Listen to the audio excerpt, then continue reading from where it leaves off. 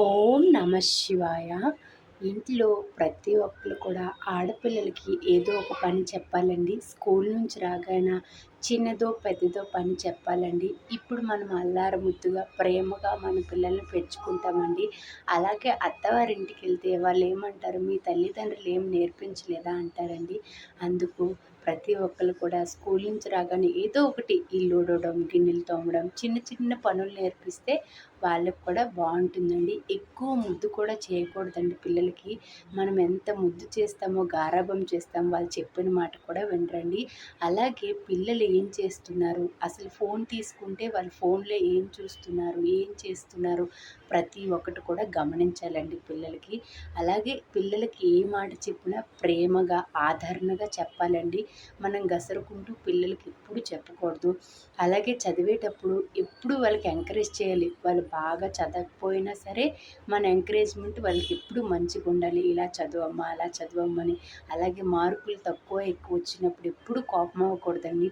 ఇప్పుడు రాలేదు, next time బాగా వస్తాయమ్మా అని మనం ఎంకరేజ్ చేయాలి. వాళ్ళని ఎప్పుడు డికెంకరేజ్మెంట్ చేయకూడదండి. అలాగే పిల్లలకి పక్క వాళ్ళతో ఎప్పుడు కంపారిజన్ చేయకూడదు. మీ ఫ్రెండ్ ఇలా చదువుతుంది, నువ్వు చదవలేకపోతున్నావు, నువ్వు ఇలా ఉన్నావు, మీ ఫ్రెండ్ అలా ఉందని ఎప్పుడు అనకూడదండి.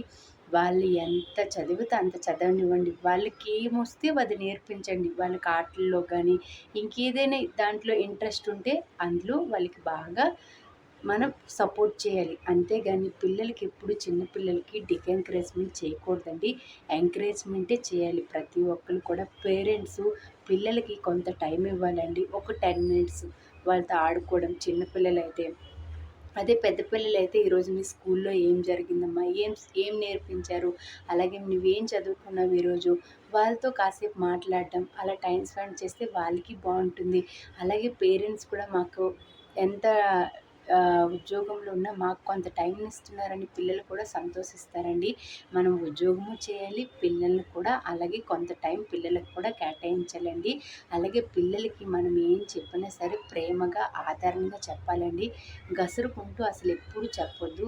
ఇంకోటి పక్కన ఎవరో ఉండి పక్కనోళ్ళు కూడా మన పిల్లలకి ఎప్పుడు తక్కువ చేయకూడదండి. ఎవరున్నా ఎవరి ముందైనా సరే మన పిల్లలకి ఎక్కువగానే చూడాలి. వాళ్ళ కోసం కాసేపు వాళ్ళకి జోక్గా ఇచ్చేద్దామని మనం అలా చేస్తాం, అలా చేయకూడదు. ఎప్పుడు కూడా వాళ్ళకి ఎంకరేజ్ చేస్తూనే ఉండాలండి. అలాగే ఎండాకాలం వస్తుంది, పిల్లలకి చాలా జాగ్రత్తగా చూసుకోండి. ఎందుకంటే ఎండలు బయట బాగా ఉన్నాయండి. కొబ్బరి నీళ్ళు తాగడం, మంచినీళ్ళు ఎక్కువ తాగడం, సబ్జీ గింజల వాటర్ తాగడం చాలా మంచిదండి. చిన్నపిల్లలు ఉంటే ఆ చిన్నపిల్లలు చెప్పుకోలేరు కదండి. చాలా మంచిది, వాటర్ ఎక్కువ తాగండి. పిల్లలకు కూడా బార్లీ వాటర్లు ఇవన్నీ పట్టండి. ఎండలు బాగా ఉన్నాయి, బయటికి వెళ్ళేటప్పుడు ఆలోచించి బయటికి వెళ్ళండి. చిన్నపిల్లలు ఉంటే మాత్రం అస్సలు బయటికి వెళ్ళొద్దండి. చాలా వేడిగా ఎండగా ఉంది. ప్రతి ఒక్కరు కూడా ఎక్కువ వాటర్ తాగండి. పిల్లల విషయంలో జాగ్రత్తగా ఉండండి.